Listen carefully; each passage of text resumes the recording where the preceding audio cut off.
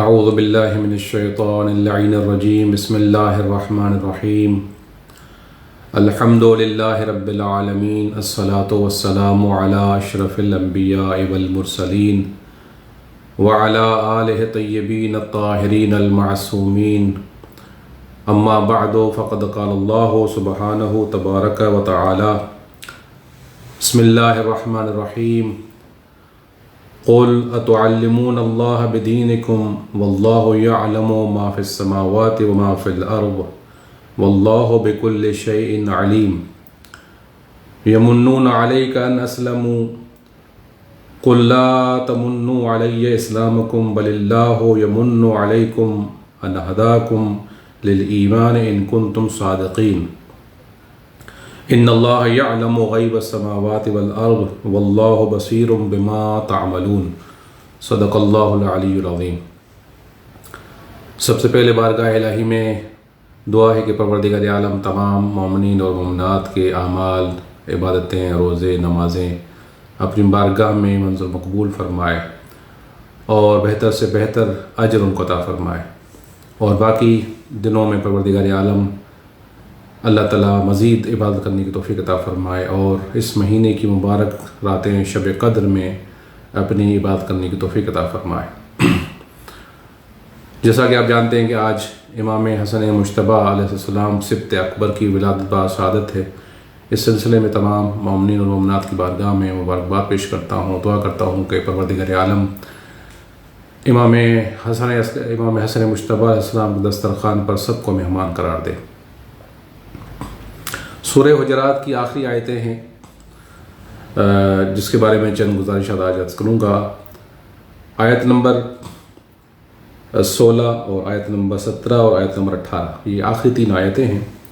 یہ تین آیتیں گزشتہ جو آیتیں تھیں 14 نمبر آیت اور 15 نمبر آیت، اسی تناظر میں یہ آخری تین آیتیں ہیں۔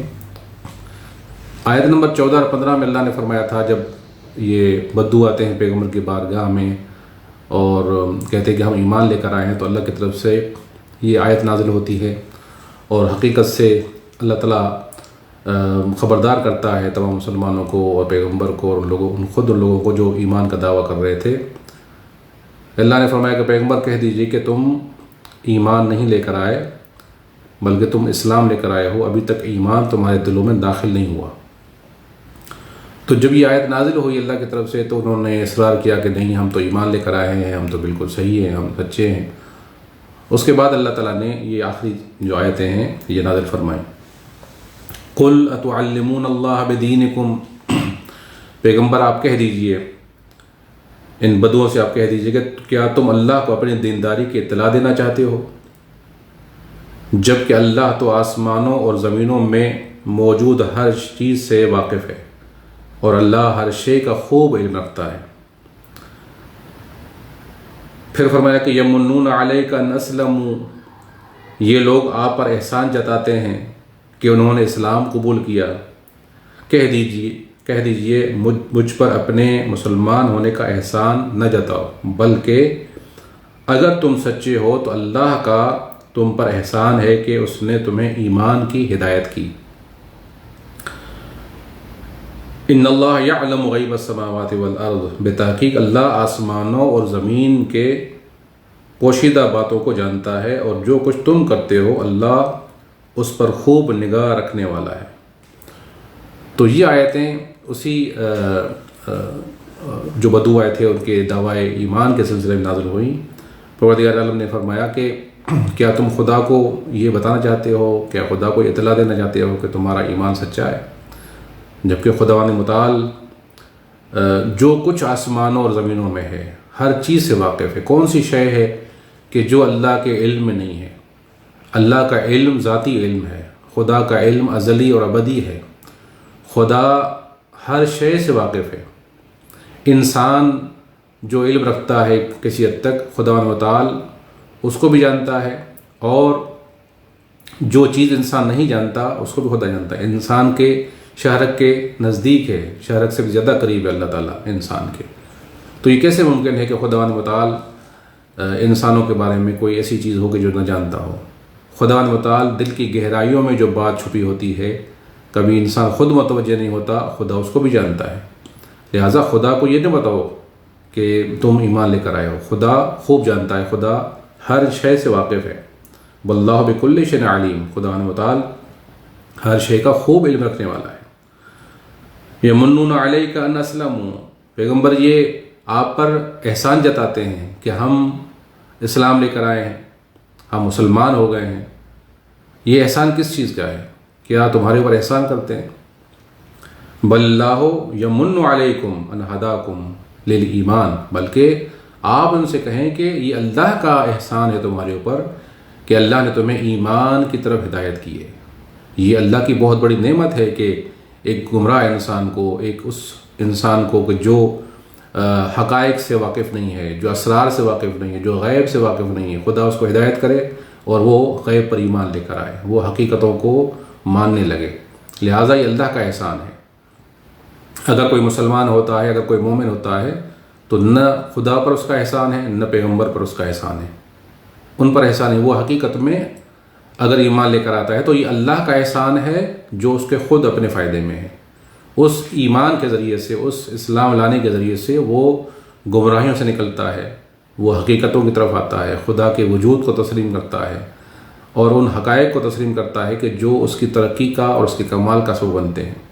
لہٰذا مسلمان ہونے کا احسان، ایمان لانے کا احسان خدا اور رسول پر نہیں ہے، یہ خود انسان اپنے فائدے میں ایمان لے کر آتا ہے، اپنے لیے اسلام لے کر آتا ہے، اور پھر اس کے نتیجے میں خدا متعال کے احسانات اور اس کی نعمتوں کا، جو خاص نعمتیں اللہ کی جو ایمان اور اسلام کے بعد نازل ہوتی ہیں، ان کا مستحق بنتا ہے۔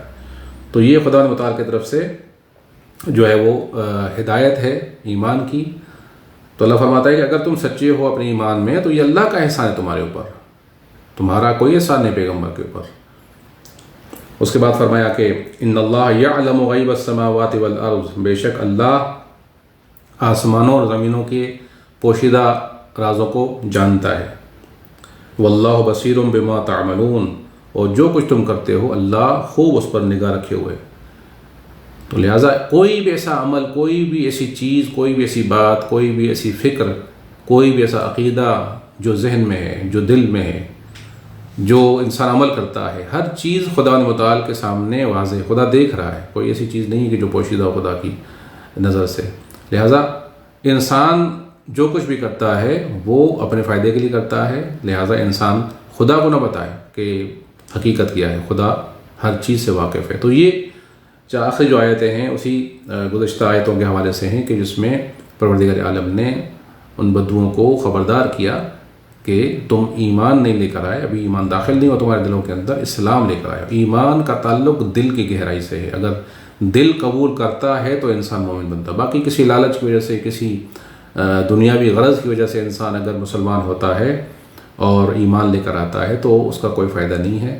اور خدا متعال کا ظاہری فائدہ جو اسلام کا ہے کہ اس کا خون پاک ہو جاتا ہے، اس کا خون محفوظ ہو جاتا ہے، اس کا مال محفوظ ہو جاتا ہے، وہ مسلمانوں سے شادی کر سکتا ہے، بس یہاں تک ہے، باقی آخرت میں اس کا کوئی بھی فائدہ نہیں ہوگا۔ آخرت میں جو بھی فائدہ ہے وہ ایمان کی بنیاد پر ہے۔ اگر انسان کا ایمان ہے تو آخرت میں انسان کے عمل کا ثواب ملے گا، ورنہ انسان کے عمل کا کوئی ثواب نہیں جب تک ایمان انسان کے دل میں موجود نہ ہو۔ دعا کرتے ہیں پروردگار عالم اس مبارک مہینے میں ہمارے ایمان کو مضبوط بنائے، ہمارے ایمان میں اضافہ فرمائے، اپنی معرفت ہمیں عطا فرمائے، اور خدا متعال کے علم کو جانتے ہوئے ہم ہمیشہ جو بھی عمل کریں خبردار رہے کہ خدا ہمیں دیکھ رہا ہے، خدا تمام زمین و آسمان کے اسرار سے واقف ہے، ہر چیز اس کے سامنے ہے، خدا متعال ہر جگہ پر موجود ہے۔ لہٰذا اگر یہ انسان کی توجہ رہے تو انسان کی تربیت کے لیے کافی ہے کہ انسان جہاں بھی ہوگا، تنہائی میں ہوگا، لوگوں کے سامنے ہوگا،